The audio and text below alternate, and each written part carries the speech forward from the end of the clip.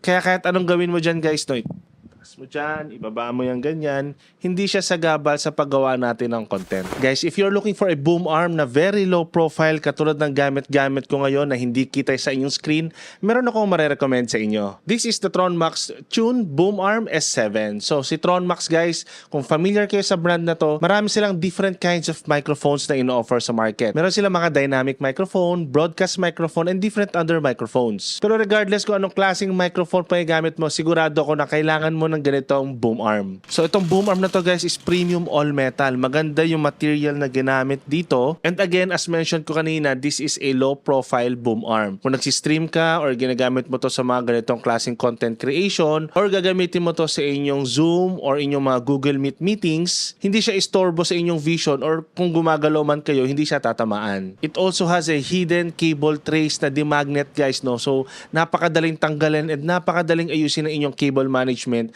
gamit itong boom arm na to. It also has a 90-degree vertical arm rotation and 360-degree elbow rotation. Kaya kahit anong gawin mo dyan guys, no, taas mo dyan, ibaba mo yung ganyan, hindi siya sagabal sa paggawa natin ng content. Kaya kung ako sa inyo guys, let go of the traditional boom arm and switch to the low profile boom arm from Tronmax.